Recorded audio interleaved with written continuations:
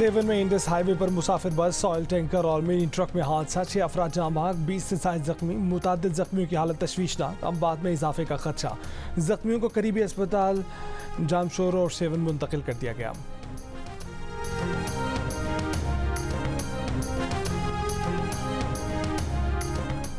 मगरबी हवाओं का सिलसिला बलूचिस्तान में दाखिल, पाक-ईरान और पाक अफगान सरहदी इलाकों में मुसलधर बारिश। दफ्तान, नकुंडी, दालबंदीन में तूफानी बारिश। बलूचिस्तान के दीलानों में तुग़यानी का खतरा। महकमा मौसमियात का कहना है कि बारिशों का सिलसिला जुमेरात तक मुल्क के बालाई इलाकों तक फैल सकता है। बुध की रात से जुमे तक कराची समेत सिंध के मुख्तलिफ इलाकों में बारिश हो सकती है।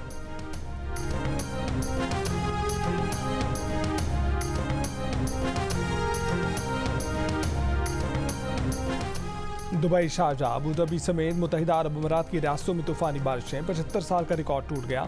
दुबई की सबसे अहम शाहरा शेख जायद रोड तक के मुतअद्दिद हिस्से बंद करने पड़ गए।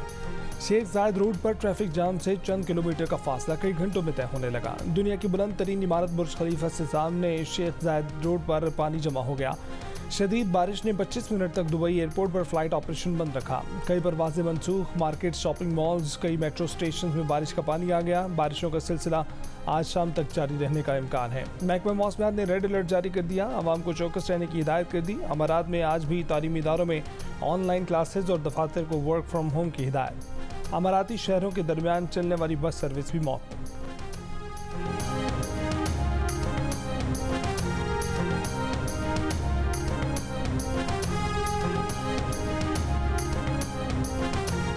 वज़ीर आज़म की जानिब से सऊदी वफ़द के एजाज़ में इशाइया सऊदी वज़ीर ख़ारजा शहज़ादा फैसल बिन फरहान अल सऊद ने कहा है कि दौरे पाकिस्तान से दोनों मुल्कों के दरमियान शराकत दारी के नए दौर का आगाज़ हुआ है। सऊदी वफ़द की army chief general Asim Munir से भी मुलाकात। मुख्तलिफ शोबों में दो तरफ़ा ताउन को मज़ीद तक़वियत देने के लिए बाहमी मुफादात और पॉलिसियों पर तबादला ख़याल। आर्मी चीफ ने पाकिस्तान और सऊदी अरब के दरमियान बिरादराना ताल्लुकात पर गुफ्तगू की।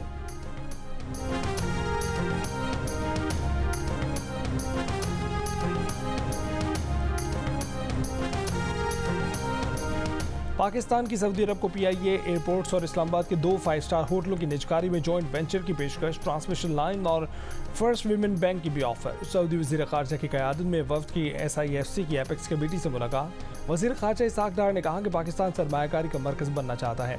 शहज़ादा फैसल ने कहा कि नई अप्रोच पसंद आई, एतमाद मिला, सरमायाकारी पर अहम काम जल्द ही होगा।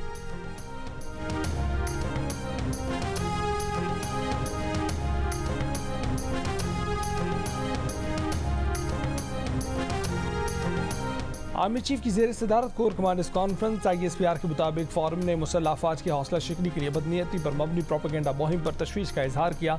कहा कि कानून नाफिज करने वाले इदारों और सिक्योरिटी फोर्सेज पर बेबुनियाद इल्ज़ामात एक वतीरा बन चुके हैं। इन बेबुनियाद इल्ज़ामात का मकसद अवाम और पाकिस्तान की मुसल्लह अफवाज के दरमियान दरार डालने की कोशिश है। ऐसी कोशिशें कामयाब नहीं होने देंगे। इसके खिलाफ कानून और आइन के मुताबिक सख्त कार्रवाई यकीनी बनाई जाएगी।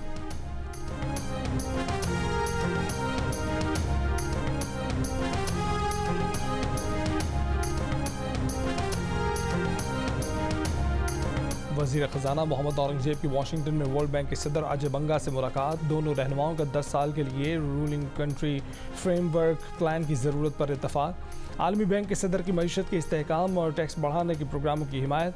वज़ीर ख़ज़ाना की एशियाई तरक्याती बैंक के सदर से भी मुलाकात। रियायती फाइनेंसिंग और मुस्तक़बिल के मनसूबों पर तवज्जो मरकूज़ रखने की ज़रूरत पर जोर।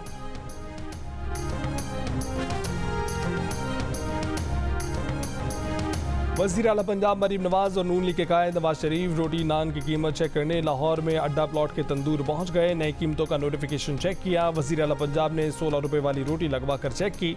नवाज शरीफ ने कहा कि रोटी दोबारा 20 रुपये में ना देना। मरीम नवाज ने वहाँ मौजूद शहरियों से कहा कि रोटी के 16 रुपये से ज़्यादा पैसे नहीं देने। अगर 16 से ज़्यादा कोई मांगे तो रिपोर्ट करें।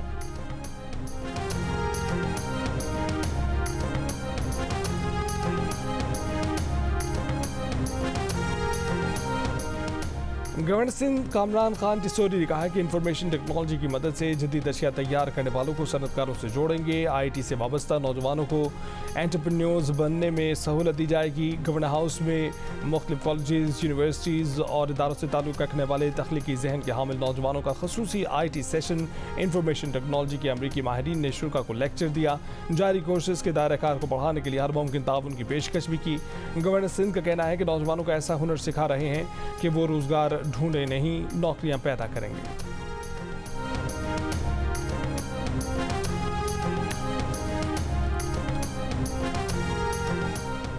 वज़ीर आला खैबर पख्तूनख्वा अली अमीन गंडापुर का कहना है कि बानी पीटीआई ने हमेशा कहा कि वो पाकिस्तान के लिए बात करने को तैयार हैं। अफसोसनाक बात है कि यहाँ कभी लंदन प्लान, कभी कोई और प्लान बन जाता है। फॉर्म 47 वाले वज़ीर आज़म क़यादत कर रहे हैं, इसलिए बतौर वज़ीर आला मामलात उन्हीं से चल रहे हैं।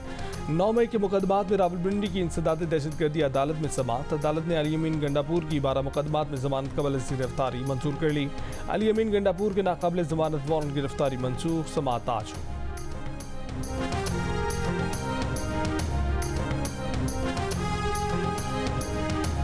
खुशा बीबी की बहन मरीम रियाज भट्टो की बानी पीटीआई के वकला और पार्टी रहनुमाओं पर तनकीद। कहा कि बेबुनियाद केसेस के बावजूद इंसाफ में ताखीर पर आवाज़ नहीं उठाई जा रही। जजों के खत पर भी कोई रद्दमल नहीं दिया गया। ये सब बतौर फैमिली मेंबर उनके लिए तकलीफ दे हैं। टीवी इंटरव्यू में कहा कि माइनस इमरान पार्टी पर कॉम्प्रोमाइज़ करने वाले ज़्यादा अरसे तक अपने ओहदों पर नहीं रह सकेंगे। आखिरकार खान साहब बाहर आ ही जाएंगे और वर्कर्स सब कुछ देख भी रहे हैं।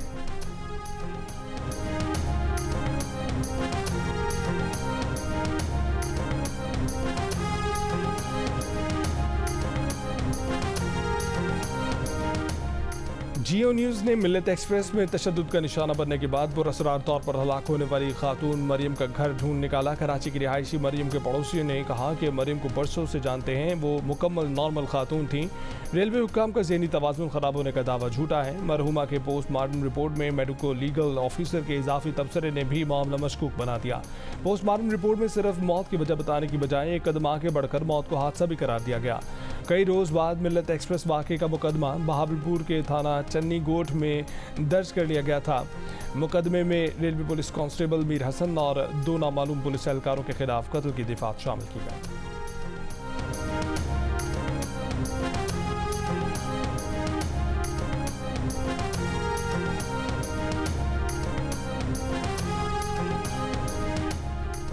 कराची के दरख्शा थाने में गिरफ्तार मुलजिम मोइज़ की मौत नाजुक अज़ा पर वहीमाना तशद्दुद से हुई। इब्तदाई पोस्टमार्टम रिपोर्ट ने पुलिस तशद्दुद के इल्ज़ामात सच साबित कर दिए। रिपोर्ट के मुताबिक मुलजिम मोइज़ को पूरे जिस्म पर शदीद तशद्दुद के निशानात नुमाया हैं। DIG वेस्ट की सरबराही में वाक़े की तहकीकात जारी। सरकार की मुद्दत में साहिल थाने में मुकदमा भी दर्ज। SHO दरख्शा अली रज़ा और हेड मुहर्रर फैसल अहमद गिरफ्तार कर लिए गए। SP क्लिफ्टन नईरुल हसन मअतल, शामिल तफ्तीश कर लिया गया। ज़ेर हिरासत मुलजिमान के बयानात कलम बंद कर लिए गए।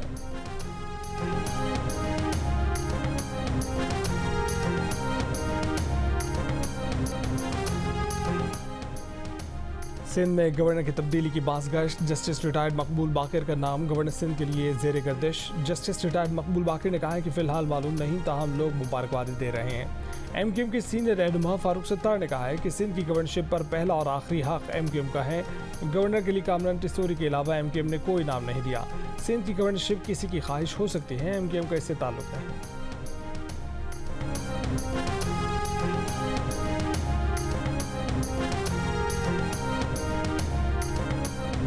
और करतारपुर में बैसाखी मेले के 3 रोज़ा तकरीबात का आगाज़ आज से होगा। पाकिस्तान आए 2843 भारतीय सिख यात्री आज करतारपुर दरबार पहुंचेंगे।